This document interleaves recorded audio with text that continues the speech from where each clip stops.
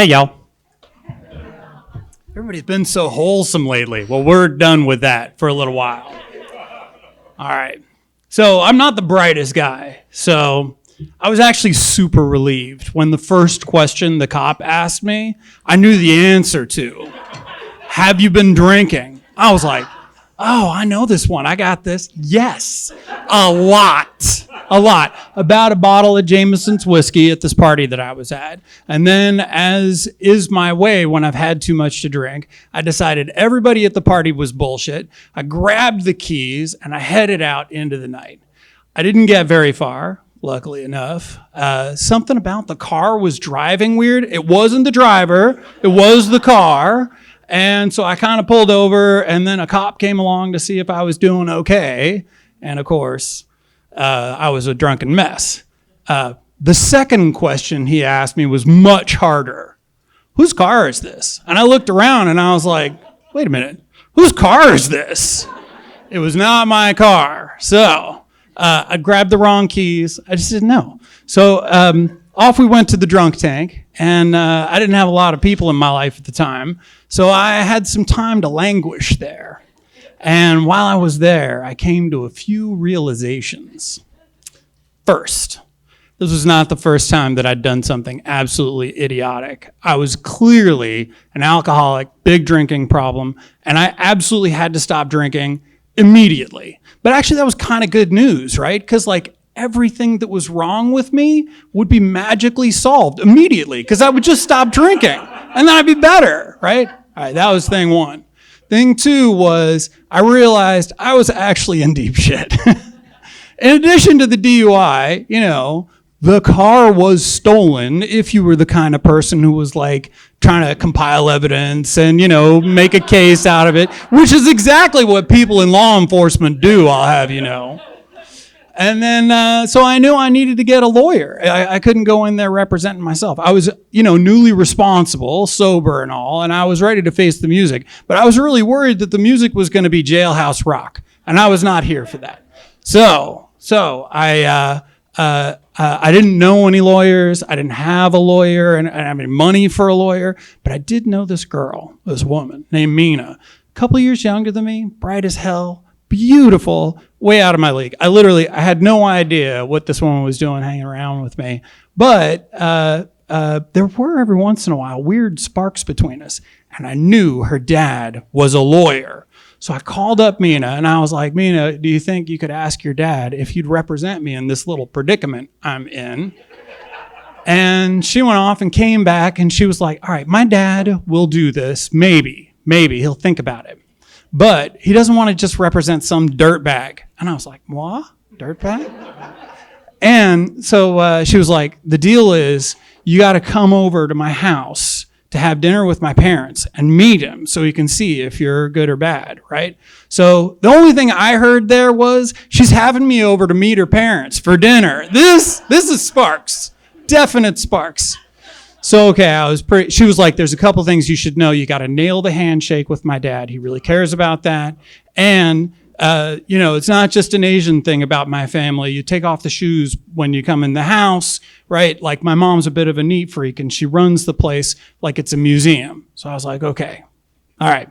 So the night of the dinner comes and I'm pretty nervous about this whole meeting the parents thing, right? It wasn't something I'd done a lot of or any of. And so normally how I'd handle that nervousness is I'd stop at a bar and have a few drinks in order to smooth it all out. But no, I was sticking with this, right? So I stopped at a coffee house and I had 3, 4, maybe 5 espressos to bring out my most vivacious personality, right? I really wanted to be there. And then of course I get to the door and I'm trying to wipe the sweat off my hand to really nail the handshake, make sure to kick off my shoes and everything. It's going great so far, right? I head into the kitchen and Mina's mom is busy chopping vegetables, chop, making something good for us. But the coffee must have really hit my stomach bad, right? It was really blah, blah, blah, blah, blah. So I said, would you mind if I just went and used the bathroom? And Mina's dad said, why don't you use our best guest bathroom? And I was like, oh, wow, okay. And as I shut the door behind me, I heard him say to Mina's mom, chop, chop, chop. She's there with the vegetables. He said, good handshake. And I was like, oh, all right, this is happening. So I go into the bathroom, and it's immaculate. There's monogrammed hand towels. There's candles everywhere. It's beautiful. It's really great. And I sat down on that toilet, and I committed an act of utter violence on that toilet. Have you ever heard the word crapshoot? That's what my body did. It was a crapshoot. And this filthy, reeking mess was barely contained by the bowl. All right, well, at this point, the kitchen's right outside the door. I'm pretty worried the smell's going to get out there and offend some people. I couldn't find a fan to turn on to take care of the smell, but there was this little window right up above the toilet. It was a pretty skinny, small-ish window, but, I reached up and I cracked it open and some fresh air was coming in, and I was greatly relieved for that. And I reached for the toilet paper, and to my horror, there was one square. One square. Friends, even in the best of circumstances, that is not enough. But this was like the Titanic disaster had just happened. It was awful. So I used the one square, and then I'm creeping around the bathroom trying to find where all the spare rolls are. I'm trying to be quiet because Mina's mom is just the other side of the door. Chop, chop, chop, chop, chop, chop, chopping vegetables. I open the cabinet, nothing. I check by the tank, nothing. For a moment, I thought maybe I'll use the monogrammed hand towels. Like I was really getting desperate. But then in a stroke of genius, it came to me. I looked down, I was just wearing socks. So I took off one, and I wiped myself good. And then I took off the other one, and I used that one too to clean myself up. And, I'm a good guest. I cleaned the bowl a little bit too. I wasn't going to leave that for them. And then I took the 2 socks, I dropped in the toilet and flushed. Did it clog? Of course it clogged! But I didn't panic. I thought to myself, all right, what I'm going to do is maybe just a little more weight of water in the bowl. I'll flush it again. Did it work?